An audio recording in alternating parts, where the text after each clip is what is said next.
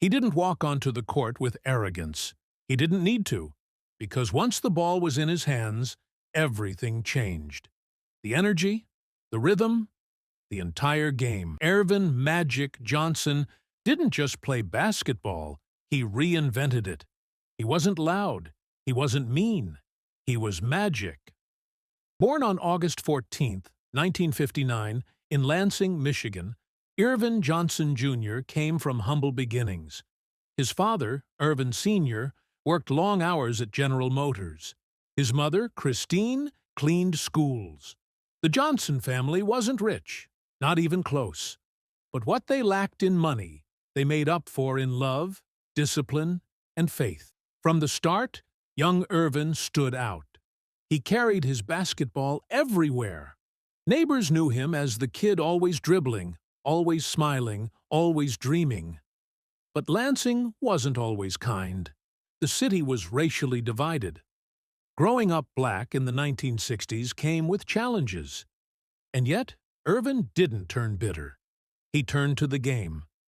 Basketball became not just a passion, but an escape. By the time he was in high school, Ervin was something special.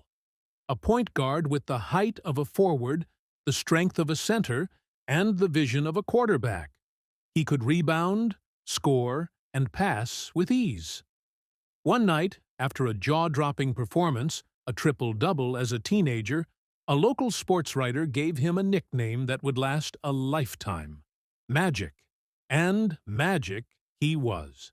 Magic chose to stay close to home, playing for Michigan State University. It was here that basketball fans first saw just how unique he was. At 6 feet 9 inches, he was a point guard, something unheard of. Too tall, they said, too unorthodox. But when Magic played, doubts disappeared. In 1979, he led Michigan State to the NCAA championship game. On the other side of the court stood Larry Bird and Indiana State, two young stars, two future legends. The game was electric. Magic controlled the tempo, orchestrated every play, and lifted Michigan State to victory. He was named Most Outstanding Player of the Final Four. But beyond the win, something bigger was born that night: the Magic versus Bird rivalry. A rivalry that would transform the NBA. That same year, Magic entered the NBA draft. With the first overall pick, the Los Angeles Lakers selected him.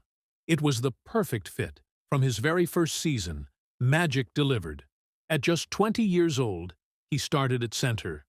He played all 5 positions that night, scored 42 points, grabbed 15 rebounds, handed out 7 assists. He didn't just play, he dominated. The Lakers won the championship. Magic won Finals MVP. The 1980s NBA belonged to Magic and the Lakers. With his dazzling no-look passes, fast-break wizardry, and unstoppable chemistry with teammates like Kareem, James Worthy, and Byron Scott, the Lakers weren't just a team. They were entertainment. The Forum wasn't just an arena, it was a stage. Celebrities lined the court side. Fans came not just to watch basketball, but to witness a show. And at the center of it all was Magic Johnson, smiling, directing, creating beauty out of chaos. Between 1980 and 1991, Magic led the Lakers to 5 NBA championships. He won 3 MVP awards. He turned the Lakers into one of the greatest dynasties in sports history. And standing opposite him, time and time again, was his rival, Larry Bird. Before Magic and Bird, the NBA struggled. Ratings were low. The finals were sometimes broadcast on tape delay. Fans weren't invested. But then came Magic. Then came Bird. Showtime in L.A. versus Grit in Boston. Every time the Lakers and Celtics met, the world stopped to watch. Their battles weren't just games. They were cultural events.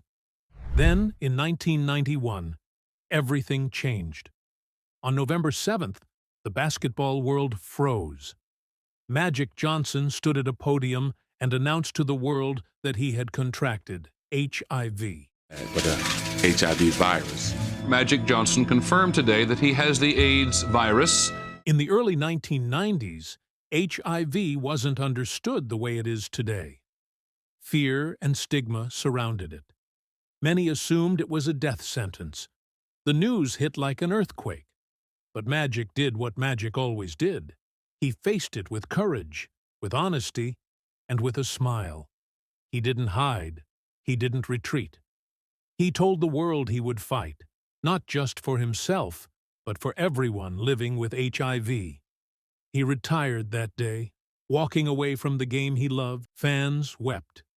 Teammates mourned. The league felt emptier. But Magic's story wasn't over. In 1992, he came back, not full-time, but for one special moment, the NBA All-Star Game. Magic didn't just play, he dominated. He hit three-pointers, threw dazzling passes, and lit up the court. With seconds left, he hit a jumper over Isaiah Thomas, then another over his rival, Larry Bird. The crowd erupted. Both teams mobbed him. He was named All-Star MVP. It was more than a game. It was a celebration of resilience.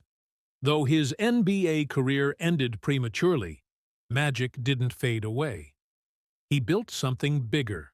He became one of the most successful black entrepreneurs in America. Magic invested in movie theaters, restaurants, real estate, and even ownership stakes in sports teams. His business empire grew into billions. But more importantly, he gave back. He focused on underserved communities, creating jobs, opportunities, and hope.